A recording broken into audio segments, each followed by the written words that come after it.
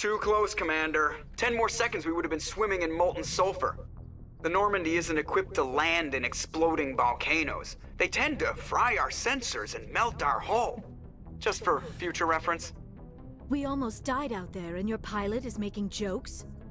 It's a coping mechanism. You'll get used to it. I see. It must be a human thing. I don't have a lot of experience dealing with your species, Commander. But I am grateful to you. You saved my life back there, and not just from the volcano. Those Geth would have killed me or dragged me off to Saren. What did Saren want with you? Do you know something about the conduit? Only that it was somehow connected to the Prothean extinction. That is my real area of expertise. I have spent the past 50 years trying to figure out what happened to them. How old are you exactly? I hate to admit it, but I am only 106. Damn! I hope I look that good when I'm your age. A century may seem like a long time to a short-lived species like yours. But among the Asari, I am barely considered more than a child. That is why my research has not received the attention it deserves. Because of my youth, other Asari scholars tend to dismiss my theories on what happened to the Protheans.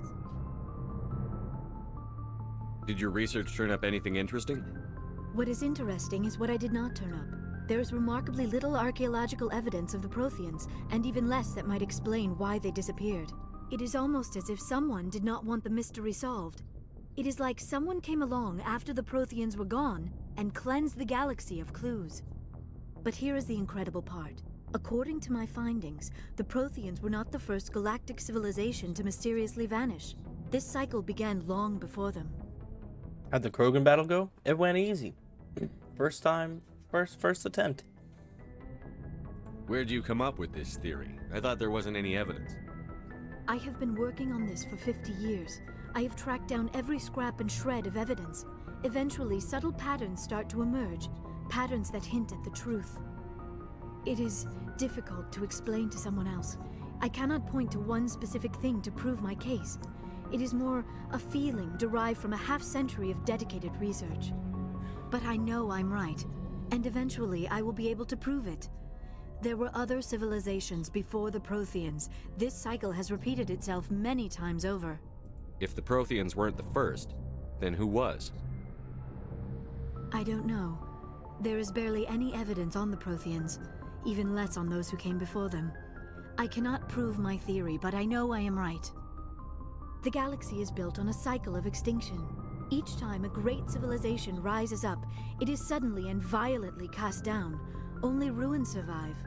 The Protheans rose up from a single world until their empire spanned the entire galaxy. Yet even they climbed to the top on the remains of those who came before. Their greatest achievements, the mass relays and the Citadel, are based on the technology of those who came before them. And then, like all the other forgotten civilizations throughout galactic history, the Protheans disappeared. I have dedicated my life to figuring out why. They were wiped out by a race of sentient machines. The Reapers. The Reapers? But I have never heard of. How do you know this? What evidence do you have? Like my first attempt to get into the mine? No, actually, this was a real first attempt victory. There was a damaged Prothean beacon on Eden Prime. It burned a vision into my brain. I'm still trying to sort out what it all means. Visions. Yes, that makes sense. The beacons were designed to transmit information directly into the mind of the user. Finding one that still works is extremely rare. No wonder the Geth attacked Eden Prime. The chance to acquire a working beacon, even a badly damaged one, is worth almost any risk. But the beacons were only programmed to interact with Prothean physiology. Whatever information you received would have been confused, unclear. I am amazed you were able to make sense of it at all. A lesser mind would have been utterly destroyed by the process. You must be remarkably strong-willed, Commander. Okay, this isn't helping us find Saren or the conduit. Of course, you are right. I am sorry, my scientific curiosity got the better of me. Unfortunately, I do not have any information that could help you find the conduit, or Saren. I don't know why Saren wanted you out of the picture, but I think we'll be a lot better off if we bring you along. Thank you, Commander. Saren might come after me again. I cannot think of anywhere safer than here on your ship. And my knowledge of the Protheans might be useful later on. And her bionics will come in handy when the fighting starts. Good to have you on the team, Liara. Thank you, Commander. I am very grateful. Oh, I am afraid I am feeling a bit lightheaded. When was the last time you ate? Or slept? Dr. Chakwa should take a look at you. It is probably just mental exhaustion, coupled with the shock of discovering the Prothean's true fate. I need some time to process all this. Still, it could not hurt to be examined by a medical professional. It will give me the chance to think things over. Are we finished here, Commander? We can talk again after you've seen the doctor. The rest of you, dismissed. Mission reports are filed, Commander. You want me to patch you through to the Council? Patch him through, Joker. Setting up the link now, Commander. We've received your report, Commander. I understand Dr. Tassoni is on the Normandy. I assume you're taking the necessary security precautions. Liara's on our side. The Geth were trying to kill her. Benezia would never allow Saren to kill her daughter. Maybe she doesn't know. Or maybe we don't know her. We never expected she could become a traitor. At least the mission was a success. Apart from the utter destruction of a major Prothean ruin. Was that really necessary, Shepard? The Geth were crawling all over those ruins. We were lucky to make it out alive. Of course, Commander. The mission must always take priority. Good luck, Commander. Remember, we are all counting on you. The Council's not really that bad. I mean, they're questionable. They're questionable, but they're not that bad. You know, they do stand for a lot of stuff. You know, when you have that much responsibility, you do have to kind of, like, determine what is and is not, you know, BS. That could be hard. That said, you know, they kind of be messing everything up, you know, every once in a while. I prefer gold to silver, you know, for my medal. I figured you'd recommend me for one since I pulled your boots out of the fire. If we present you with a medal, you'll end up sitting on stage listening to politicians make speeches for a couple of hours. Fun. That's a good point. They'd probably make me shave, too. I spent the last 7 weeks working on this baby. No medal's worth that. So, Commander, why don't you tell me why you're really here? How's the Normandy performing? Is she everything they said she'd be? She's the best ship in the fleet. If you've got a pilot who knows how to handle her. Balance isn't what you'd expect. Takes a while to get used to that oversized drive core we got stuffed in the back, and her power can sneak up on you if you're not careful. The Normandy's probably too much ship for your average Alliance pilot, Commander. Lucky for you, I'm anything but average. I like to know my crew. Mind if I ask you a few questions? I can see where this is going. You did a background check on me, didn't you? Well, I'll tell you the same thing I told the captain. You want me as your pilot. I'm not good. I'm not even great. I am the best damn helmsman in the Alliance fleet. Top of my class in flight school, I earned that. All those commendations in my file, I earned every single one. Those weren't given to me as charity for my disease. What are you talking about? Are you sick? You mean you didn't know? Oh, crap. Okay, I've got Vrolik syndrome, brittle bone disease. The bones in my legs never develop properly. They're basically hollow, too much force and they'll shatter. Even with crutches and my leg braces, it's hard to get around. One wrong step and crack! It's very dramatic, but I've learned to manage my condition, Commander. Put the Normandy in my hands and I'll make her dance for you. Just don't ask me to get up and dance unless, you know, you like the sound of snapping shin bones. Why does everyone call you Joker? It's a lot shorter than saying Alliance Flight Lieutenant Jeff Moreau. Plus, I love to make little children laugh. I was just thinking how much you remind me of Santa Claus. Look, I didn't pick the name. One of the instructors in flight school used to bug me about never smiling. She started calling me Joker, and it stuck. Why didn't you ever smile? Hey, I worked my ass off in flight school, Commander. The world's not gonna hand you anything if you go around grinning like an idiot. By the end of the year, I was the best pilot in the academy, even better than the instructors, and everybody knew it. They'd all got their asses kicked by the sickly kid with the creaky little legs. One guess who was smiling at graduation? I need to know more about this Vrolik syndrome if I'm putting my ship in your hands. Yeah, of course you do. It's an extremely rare condition. Nobody knows exactly what causes it. Genetic, maybe. It's treatable, but there's no cure. They classify my case as moderate to severe. I was born with over a dozen fractures, hip, thighs, ankles. My bones were already breaking in the womb. 100 years ago, I wouldn't have survived past my first year. Lucky for me, modern medical science has turned me into a productive member of society. You're not gonna break a bone trying to fly the ship, are you? I don't fly with my feet, Commander, so I'm fine as long as I'm in this chair. I gotta be real careful when I get up to take a piss, though. I can do my job as well as anyone on the ship. Better, actually. So don't worry about it. I'm not trying to make you uncomfortable. Let's talk about something else. Whatever you want, Commander. I have to go. All right, see ya. I love Joker.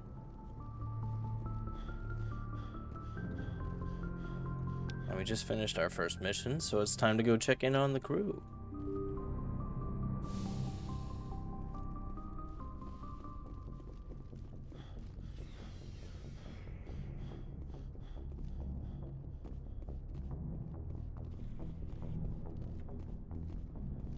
What we got in here? Pistol, pistol, sniper. Pistol, pistol, sniper. Pistol, pistol, sniper. Alright, we're good.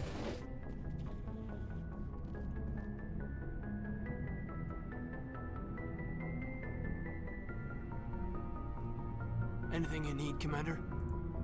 Just trying to get a sense of where the crew's at. Thoughts? Is this an official evaluation, Commander? Or off the record?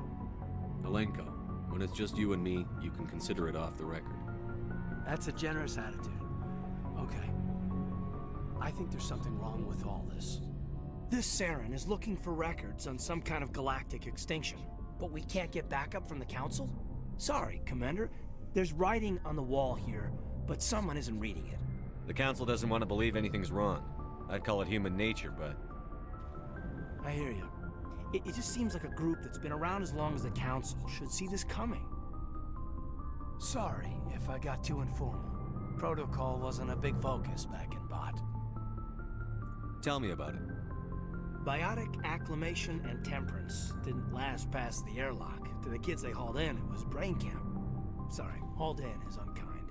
We were encouraged to commit to an evaluation of our abilities so an understanding of biotics could be compiled. There are worse results of accidental exposure to element 0 in the womb. Beats the brain tumors some kids grew up with. Is there some question about how you were exposed? My mother was downwind of a transport crash. It was before there were human biotics, a little after the discovery of the Martian ruins. It only gets iffy around 63 when kinetics was running out of first-gen subjects. Until then, they'd relied on accidentals. A bunch of guys in suits show up at your door after school, and next thing you know, you're out on Jump Zero. Jump Zero is Gagarin Station, right? What's it like? Yeah, that's the official name. Biggest and farthest facility we had for decades. Right on the termination shock, the outer edge of the solar system. It's where they did all the Goose Chase FTL research before we caught on to using mass effect fields. It was a sterile research platform when I was there.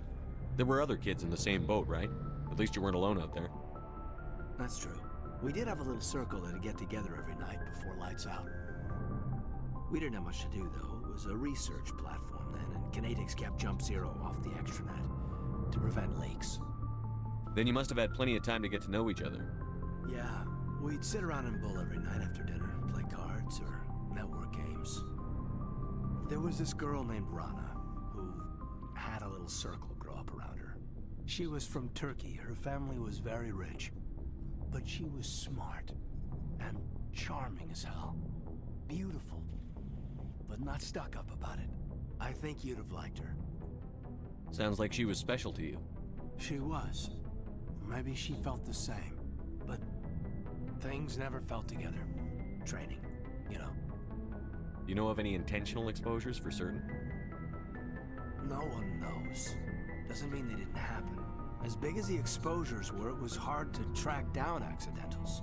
It was different then. No one knew the potential, so there wasn't a lot of regulation.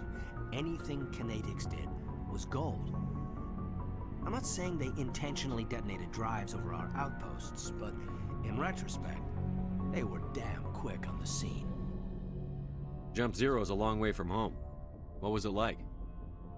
The grand gateway to humanity looks a lot better in the vids.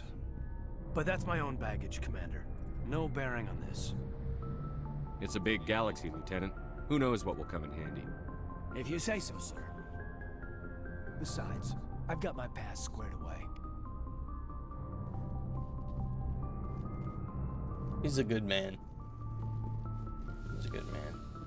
It's just, it really does just feel like I'm talking to Cartho Yes, Nassi. Commander? Is there something you need? I should go. Goodbye, Commander. Time to talk to Liara.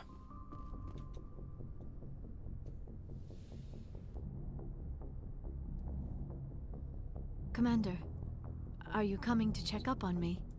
You look much better. How are you feeling?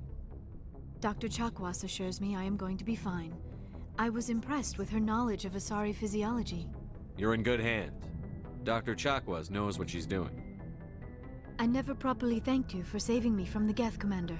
If you hadn't shown up, I'm just glad we got there in time. so am I. I know you took a chance bringing me aboard this ship.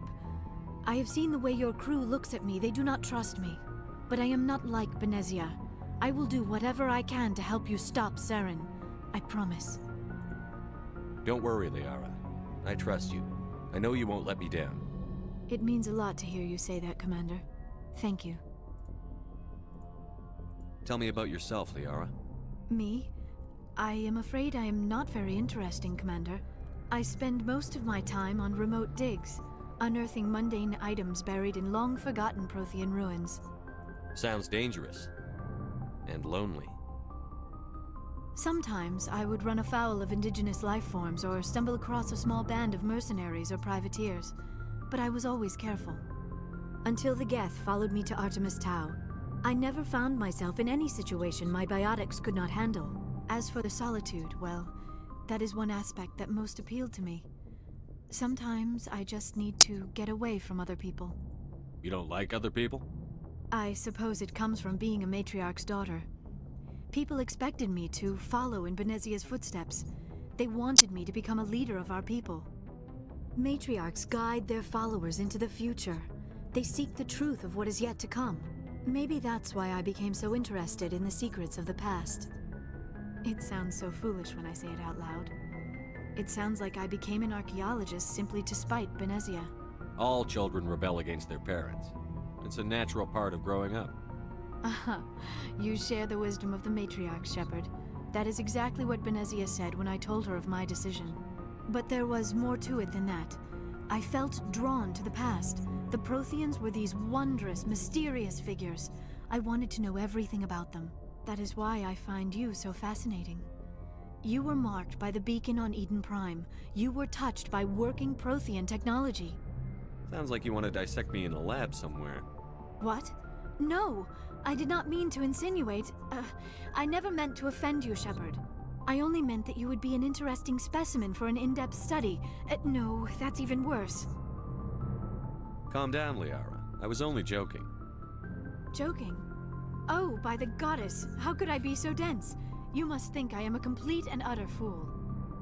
Now you know why I prefer to spend my time in the field with data disks and computers. I always seem to say something embarrassing around other people. Please, just pretend this conversation never happened. I'd like to know more about the Asari. We were the first species to discover the Citadel. We were instrumental in forming the Council, and we always strive to be the voice of peaceful cooperation in galactic disputes. My people believe we are all part of a single galactic community. Each species contributes something to the greater whole. Although we seek to understand other species, it seems few of them seek to understand us. The galaxy is filled with rumors and misinformation about my people. Like what? Most of the inaccuracies are centered around our mating rituals. My species is monogendered. Male and female have no real meaning for us. We still require a partner to reproduce. This second parent, however, may be of any species and any gender. I don't understand. Your species can mate with anyone? Mating is not quite the proper term, not as you understand it. Physical contact may or may not be involved, but it is not an essential element of the union. The true connection is mental. Our physiology allows us to meld with other beings. We can touch the very depths of their minds. We explore the genetic memory of their species. We share the most basic elements of their individual and racial identities. We then pass these traits onto our daughters. It is how we learn to grow as a species and how we develop a greater understanding of other races. What happens to your partner after the union? Every relationship is different. Some unions are a single encounter with both parents parting ways afterwards. Others can be more long-term. Sometimes an Asari and her partner will stay together for many decades. Do you know who Matriarch Benezia chose as her partner? She rarely spoke of her partner. Though I know my father, if you want to use that term, was another Asari. I thought you always needed another species to serve as one of the parents. Think about it, Shepard. If we were not able to mate with our own species, we would have died out long before we ever mastered spaceflight and left our homeworld. Union with our own kind is no longer common, not for the purposes of reproduction. Most Asari believe it weakens our species. Asari daughters inherit racial traits from the father species. If both parents are Asari, then nothing has been gained, or so conventional wisdom would hold. I am what is sometimes called a pureblood, though no Asari would ever be cruel enough to say the word to my face. It is a great insult among my people. It is possible Benezia's partner was embarrassed by their union. She may have been too ashamed to publicly acknowledge me as her offspring. Maybe she wanted to meet you but couldn't. Something could have happened to her. Maybe she passed away. You might be right. I hope you are. But I have no way to know for sure. Benezia never spoke of her partner. Whatever happened, it caused her too much pain to dwell on it. She raised me by herself, though that is not uncommon. Many Asari raise their children alone, particularly if the father species is short-lived. Often the partner will pass on long before the child reaches maturity. You Asari live for 1,000 years. What happens when your partner dies? Few sapient species live as long as my kind. We have learned to take a philosophical approach to our unions. We do not focus on the inevitable loss of our partners. Instead, we enjoy the time we spend with them. And even after they're gone, a part of them lives on in us. The union is a connection that transcends both time and space. Hold on 1 second, I just noticed something here. I'm going to make myself just a little bit more. I saw that my camera is cutting off some of the conversation. I don't matter, the story matters. That's what I care about. People seeing. There we go. I should go. Goodbye, Shepard. The tiniest little camera in the world, but that's okay.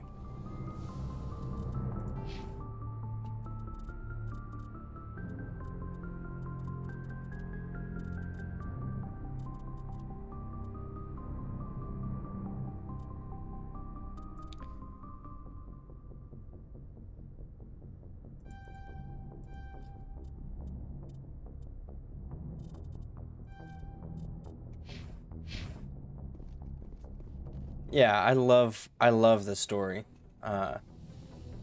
It's incredible. But yeah, I just realized as I was sitting here that I hadn't been looking at the conversation on the stream. I'd only been looking at, you know, it on my screen. So that's my bad. Now it's fixed.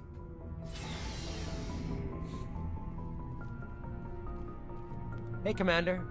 Looking for some extra supplies before you head out? What have you got? Whatever you want. Armor, weapons, mods. It's not standard Alliance issue, but that's not necessarily a bad thing. Well, as long as you don't mind paying for it. Why should I pay you for my weapons and armor? My stuff doesn't come from the Alliance. I have to purchase it myself, and it's not cheap. Hell, the licenses alone have set me back more than I'd like. But no licenses, no goods. Without the goods, I'm out of a job. Let's see what you've got. You bet, Commander. Yeah, that's alright. I got all of the possible things I could get whenever I was on the Citadel. Yeah, there we go.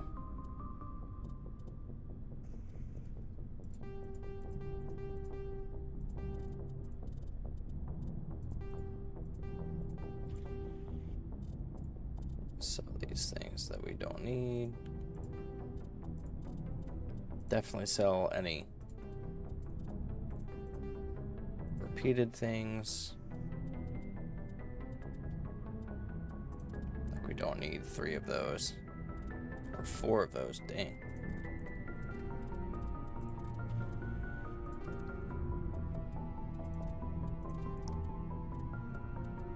Heat sink, boop, boop. Boop. Boop. Cool, that should be good. Back to the buy.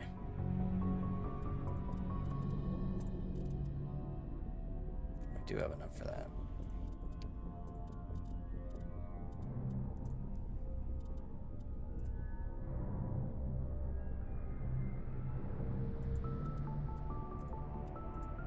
I hate the way the Scorpion stuff looks, so like I know it's better, but Lord Almighty, I don't want to buy it. I think I'm gonna be fine with that the way it is for now. Commander, nice work out there. I knew working with a Spectre would be better than life at CSEC. Have you worked with a Spectre before? Well, no, but I know what they're like. Spectres make their own rules. You're free to handle things your way. At CSEC, you're buried by rules. The damn bureaucrats are always on your back. Being a Spectre does have its advantages. Exactly my point. If I'm trying to take down a suspect, it shouldn't matter how I do it, as long as I do it. But CSEC wants it done their way. Protocol and procedure come first. That's why I left. So you just quit because you didn't like the way they do things? There's more to it than that. It didn't start out bad, but as I rose in ranks, I got saddled with more and more red tape. CSEC's handling of Saren was typical. I just couldn't take it anymore. I hate leaving. I hope you made the right choice. I'd hate for you to regret it later. Well, that's sort of why I teamed up with you. It's a chance for me to get off the Citadel, see how things are done outside CSEC. Either way, I plan to make the most of this. And without CSEC headquarters looking over my shoulder, well, maybe I can get the job done my way for a change. If getting the job done means endangering innocent people, then no. We get the job done right, not fast. Got it? I wasn't trying to. I understand, Commander. That's... None of those options really were options that I loved right there. My boy Rex. Shepard, what can I do for you? What's your story, Rex? There's no story. Go ask the Quarian if you want stories. You Krogan live for centuries. Don't tell me you haven't had a few interesting adventures. Well, there was this one time the Turians almost wiped out our entire race. That was fun. They tried the same with us, but we fought them off. It's not the same. It seems similar enough to me.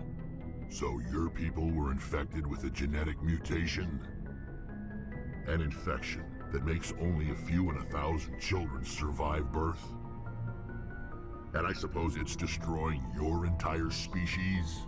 I suppose it isn't all the same. I don't expect you to understand, but don't compare humanity's fate with the Krogan. Sorry, Rex. I wasn't trying to get you upset. Your ignorance doesn't upset me, Shepard. As for the Krogan, I gave up on them long ago. The genophage infected us, but it's not what's killing us. Are your people really dying? We're sure not getting any stronger. We're too spread out. None of us are interested in staying in our own system. Lots of species have left their homes and prospered. But they go to colonize new worlds. We're not settlers. We're warriors. We want to fight. So we leave. Hire ourselves out. And most of us never go back. What can you tell me about the genophage? Ask the Solarians if you want details. They made it. All I know, it makes breeding nearly impossible. Thousands die in stillbirth, and most never get that far. Every Krogan is infected, every one. And no one's rushing to find a cure. Why don't the Krogan try to find a cure? When was the last time you saw a Krogan scientist? Ask a Krogan. Would he rather find a cure for the genophage or fight for credits? He'll choose fighting every time. It's just who we are, Shepard. I can't change that. Nobody can. So long, Rex. Shepard. Let's, okay, upgrade his stuff.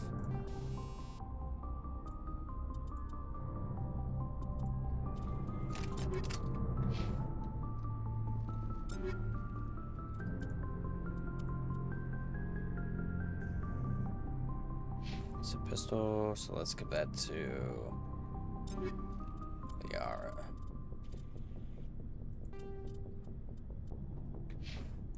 And Tali.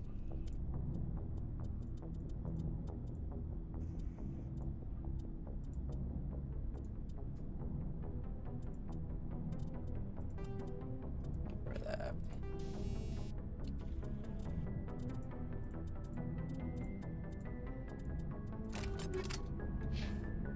Kind of, it's really hard for me to not use like the same people that I've always used. Never use Ashley though.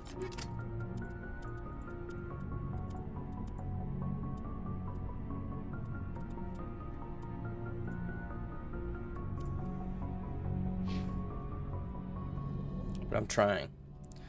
I'm committed to it. Committed to it. But my team usually was just Garrus and Rex the entire time. Commander, you have a minute to talk? I keep an open door policy. If you have any concerns, lay them on me. All right. I know things are different aboard the Normandy, but I'm concerned about the aliens, Vicarian and Rex. With all due respect, Commander, should they have full access to the ship? Don't mince words, Chief. What's your concern? This is the most advanced ship in the Alliance Navy. I don't think we should give them free rein to poke around the vital systems. Engines, sensors, weapons. You don't trust the Alliance's allies? I'm not sure I'd call the Council races allies. We, humanity, I mean, have to learn to rely on ourselves. I trust that's not insubordination, I hear. No, sir. That's patriotism. As noble as the council members seem now, if their backs are against the wall, they'll abandon us. You've got a pessimistic view of the universe, Williams. A pessimist is what an optimist calls a realist.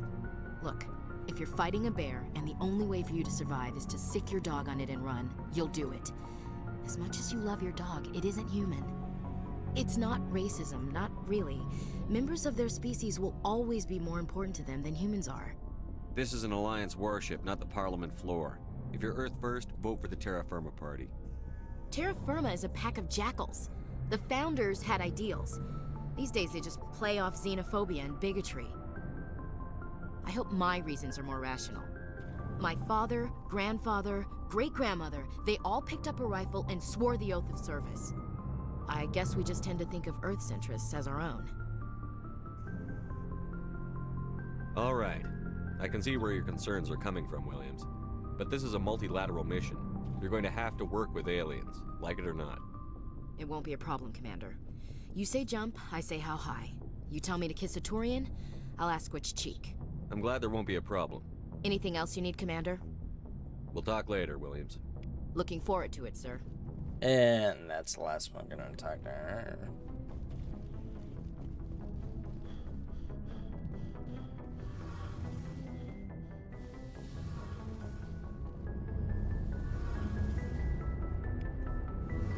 Hey, Commander, you know that Quarian, Tali?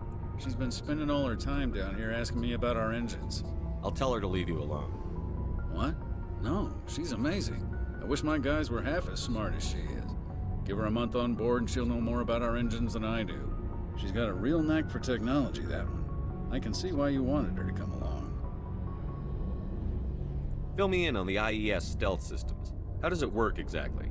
You can't hide a ship out in space. They emit too much heat and radiation. Too easy for sensors to pick them up, unless you find a way to capture those emissions. So our stealth systems trap the energy we give off in storage sinks built into the ship itself. No emissions to give away our location. Eventually the sinks have to be vented. More than a few hours silent running and they overheat. Cook us inside our own hull. There's no way for anyone to detect us? A visual scan can still pick us up. Anyone looking out a window can see us plain as day. But you have to be pretty close to get an actual visual out in space. Most vessels rely on scanners. As long as the stealth systems are engaged, they can't see us. Not unless we accelerate to FTL speeds. Why doesn't it work with faster-than-light travel? Cranking up the FTL blue shifts our emissions, pushes them into frequencies too high to capture in the sinks. As soon as we make the jump, it's like setting off a flare.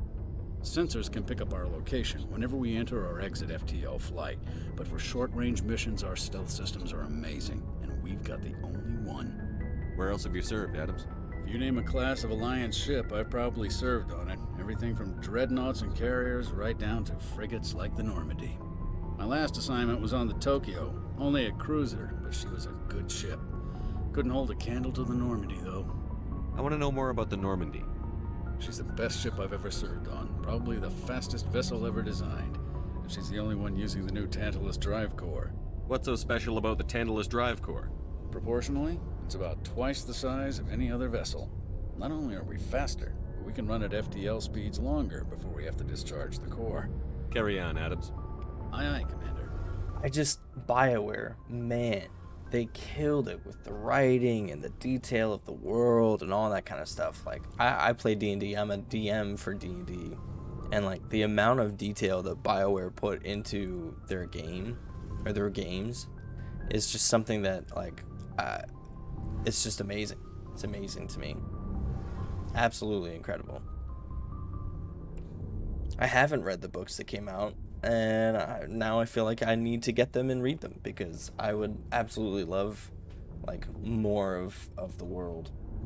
The other thing I had been doing is messing around with XCOM 2, modding it into Mass Effect, so like you have all the different classes and races and all that stuff. It was a ton of fun playing around with that.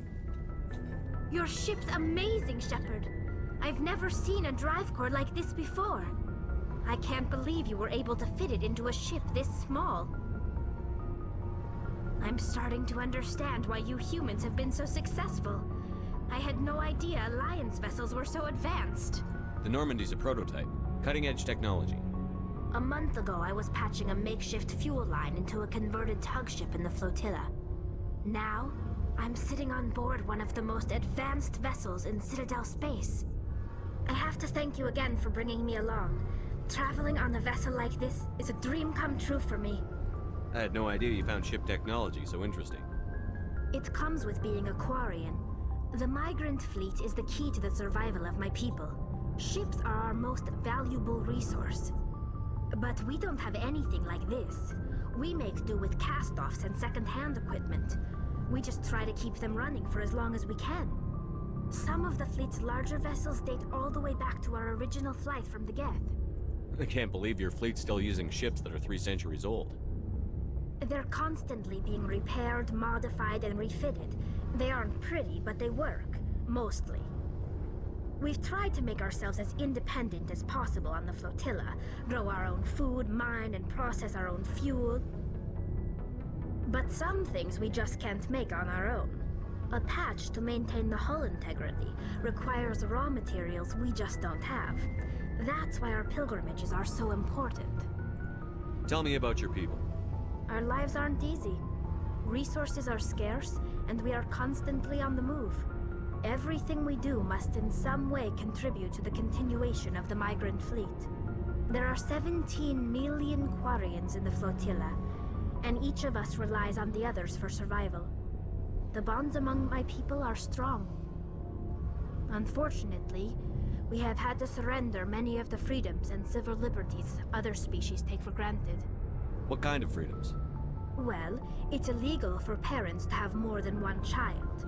If our population grows too much, it would strain our resources to their breaking point. Of course, we also can't allow our numbers to become too few. If our population is in decline, the rule against single births is temporarily repealed. In extreme cases of population decline, incentives are even offered to encourage multiple births. Though the Conclave hasn't had to take such measures in nearly a century. That's your government. The Conclave is our civilian branch of government. Each ship can elect a representative to serve on the Conclave and make decisions that affect the fleet as a whole. On matters that affect an individual ship, however, the captain has the final say. It's a tradition that dates back to the early days, when the fleet was governed by martial law. Fortunately, most captains nowadays are smart enough to have an elected council from their crew to give them advice and guidance. So the ultimate power rests with elected officials. In practice, the Conclave and the respective council for each ship tend to set the rules that govern our daily lives. But in theory, we are still under military jurisdiction. The 5 top-ranking military officials in the fleet serve on the Admiralty Board. These 5 have the power to overrule any decision by the Conclave in case of emergency. To do so requires unanimous agreement among the Admiralty, and they can only do this once. After that, the entire board must resign their posts. It's a safeguard that served us well. In nearly 3 centuries, the Admiralty Board has only overruled the Conclave 4 times. I want to know more about the Geth. I doubt I can tell you anything you don't already know. It's been almost 3 centuries since they drove my people into exile. All I know is the story of their origins. What they were when we created them, and how they turned on us. Interesting. The Geth were originally created to serve as an automated manual labor force.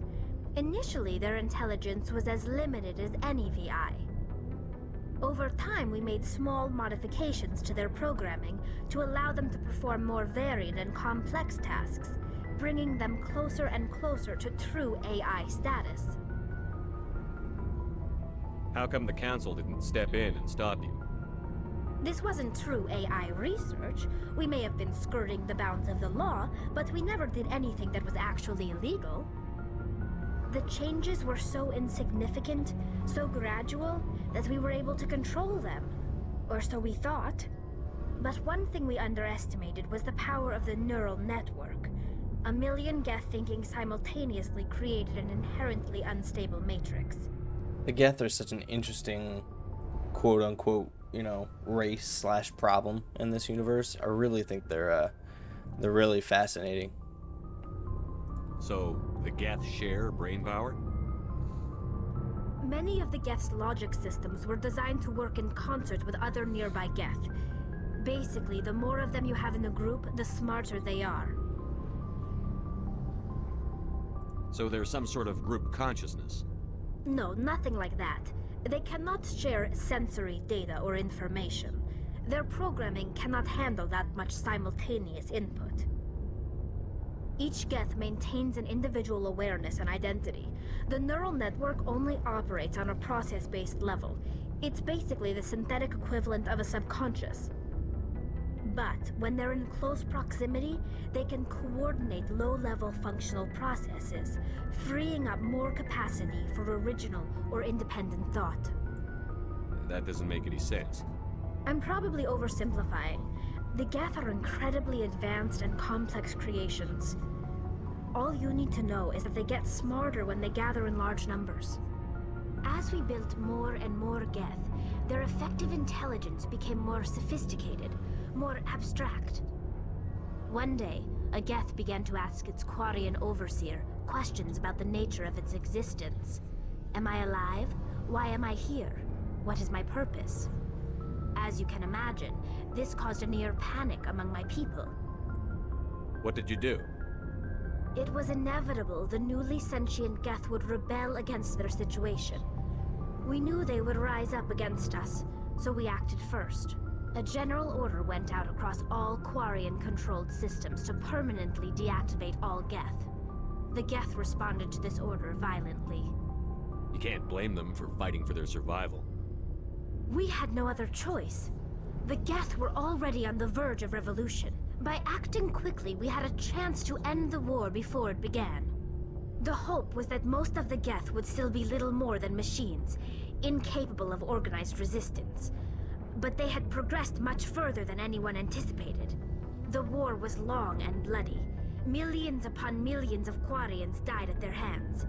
In the end, we were forced to flee our own homeworld. We feared the Geth would pursue us, but they never came beyond the Veil. Now we drift through space, exile searching for a way to reclaim what was once ours. It's hard to feel sorry for you. Your ancestors tried to wipe out another species. That they made. We made a mistake when we created the Geth in the first place. But we did not make a mistake when we went to war against them. If we had not acted, they would have wiped us out. They're a synthetic life form. They have no use for organics. None. Why do you think they cut themselves off from the rest of the galaxy? Why do you think they've killed every organic being who's ever tried to contact them? They didn't kill Saren. What does that tell you? The Geth are not innocent victims in all this. They're the enemy. They want to destroy us. Not just the Quarians. All organic life. That's why they've joined up with Saren. And that's why we have to stop him. I want to know more about the pilgrimage. When my people reach maturity, we leave our birth ships and seek acceptance with a new crew. It's necessary to maintain genetic diversity among the fleet. But no ship wants to accept someone who will be a burden on them. So, to prove our worth, we embark on a pilgrimage. We set out alone, leaving the flotilla and our families behind us. We only return once we have found something of value we can bring back to the fleet. This is presented as a gift to the captain of the respective ship we wish to join. If the gift is accepted, we are welcomed into the crew. Can a captain choose to reject the gift? That doesn't happen often. Most captains are eager to increase the size of their crew.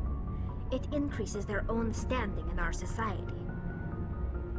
Even when a gift is not particularly valuable, the captain usually accepts it out of a sense of tradition. However, there is a stigma to presenting a substandard gift. It's not the best way to make a good impression on a new community. Most pilgrims don't return until they find something worthwhile. I want to talk about something else. Like what? I should go. See you later. I want to talk about the fact that I should go. It really is hard to feel for the Quarians when, they kind of did it to themselves.